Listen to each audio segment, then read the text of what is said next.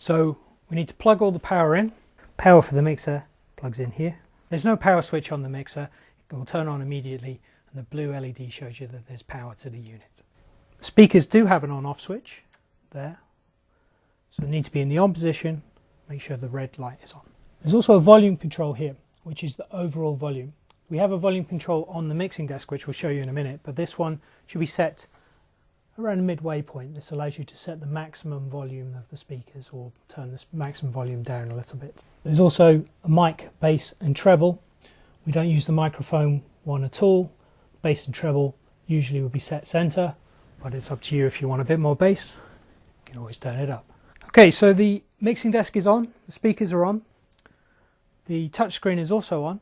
You see a little orange light there to indicate that there's power to the touchscreen. To power on the computer, just push and hold the button for a couple of seconds. Blue light comes on to indicate it's starting to boot up. It is a standard Windows PC, so it'll take a few seconds to boot up, just like any Windows PC. Okay, once the computer's started, a piece of software called Boot Stuff will run. Its job is to check that everything's there, make sure the sound card is there, make sure that all the data is there before starting the Myriad Playout software automatically. After a few seconds, Myriad will start up and we'll be ready to actually show you how to use the system. Okay, we're going to spend just a few minutes showing you the basics of Myriad. There is a whole series of video tutorials that are available on our website that you can watch to give you far more detail about Myriad, but right now we're just going to spend 5 minutes going through the basics so you can get started. So Myriad is divided up into 4 main areas. The audio wall, which is your library of content, music, jingles, recordings, interviews, whatever you put onto the system. The instant carts, which can be considered to be shortcuts to your favorite carts, hotkeys that you can just fire off as and when you need to. The library tab, which allows you to browse the content by a category. And then the log tab, which allows you to take playlists that you've created and actually deliver them live on air. So the basics of the audio wall. You have different places on the audio wall. So our jingles are on cart number 1, our promos are on cart 2000, and our music starts on cart 3000.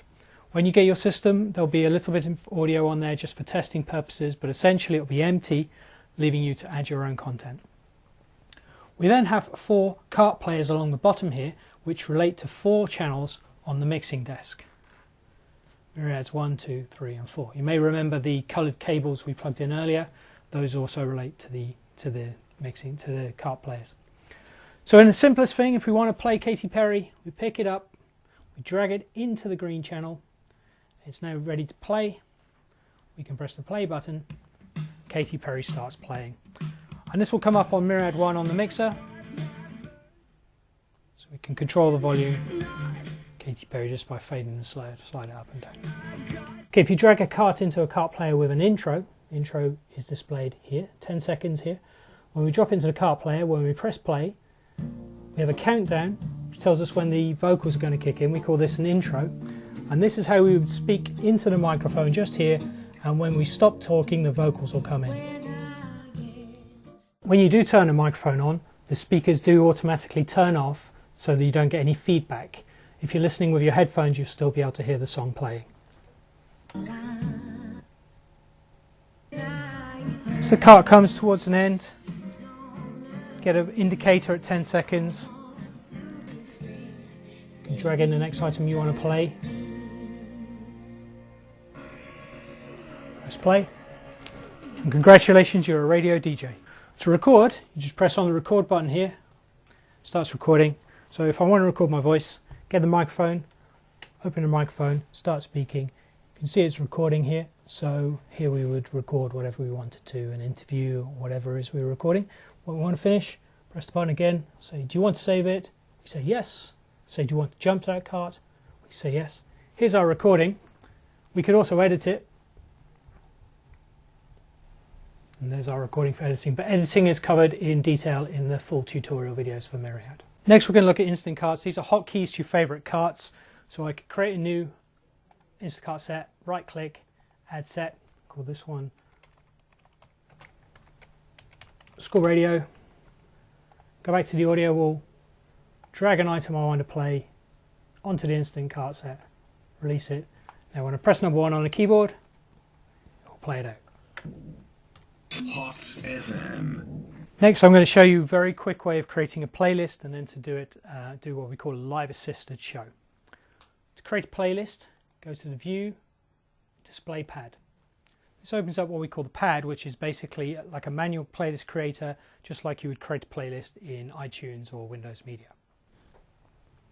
I can drag anything I want into the playlist, so I can drag some songs, I can drag some jingles, I could go to my library tab, go into a particular category, drag items in, or I could even tell the system to fill based on criteria. So you go to the Instant Track button, say you want to be asked what criteria to hit, say I want mostly pop, a little bit of rock, no R&B, no dance, and I'd like 60 minutes of content. And there we go, that's that show made. So next I'm going to show you how we would actually use this in a live assist mode. And to do this, we want to transfer what's on the pad here onto the log. So you click on this button here, send the list to the scheduled log. It will then say what hour do you want to put it into, so I'm going to put it into the 3 o'clock hour. So if I click on the log button now, you can see what we put here is now listed on here. We can change the order just by picking stuff up and dropping it. We can go to the audio wall, we can pick up something, and we can drag across and drop it into the log. We can remove items from the log by just clicking on the icon on the left hand side, and we can restore them by clicking again. And if we want to actually do a live assisted show, just push the power button up here. It queues up the first item ready to play. It says go. It's queued up into channel 1, which will be on the Myriad 1 fader here. When we're ready, we just press go. Starts the next item. You can see the intro going across here. It's then going to play that jingle and then on to the next track. If we want to talk at the end of this track, we just click on the green circle to change it to a red square. Red square is a stop, green circle is go. So in this case, we come to the end of the track. I did that by right clicking on the progress bar. Grab my microphone, put the mic 1 fader up, introduce my next track, which is going to be Eric Prydz with banjo, and when I'm ready, press the go button. Hot FM. Next item starts. Okay, there's a lot more resources about using Myriad on our website. There's several hours of tutorial videos. It's a very in-depth system. Hopefully you've seen how easy it is to play some music and to create a quick playlist. As we've already discussed, you've got 2 microphone channels which turn the speakers off whenever you open them up. That's where you have to wear your headphones so that you can actually hear what's going on. 4 Myriad playback channels which correspond to the 4 color-coded channels on the Myriad playout system. We'll not be using these faders at all. However, if you wish to plug additional equipment in, then you can do. There's a vast array of buttons and knobs on the top here, which really we want to not fiddle with.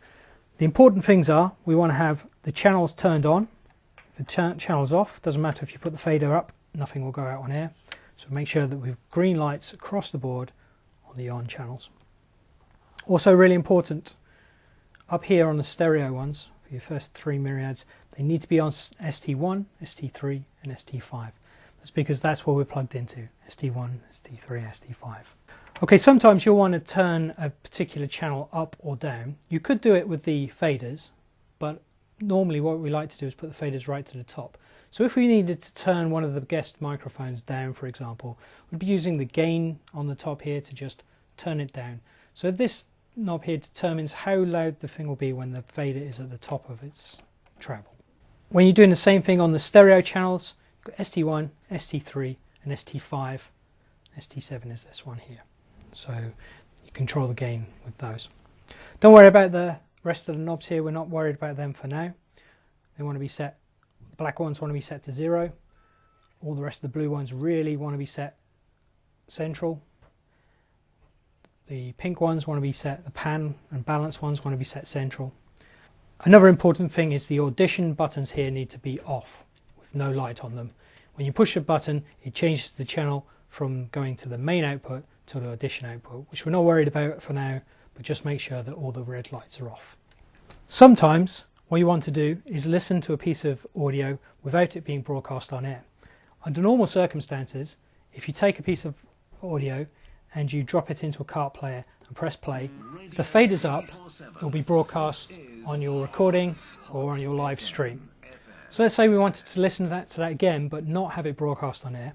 We pull the fader down, we press the pre-fade button, the little orange light comes on, PFL stands for pre-fade level, and a little orange button comes on.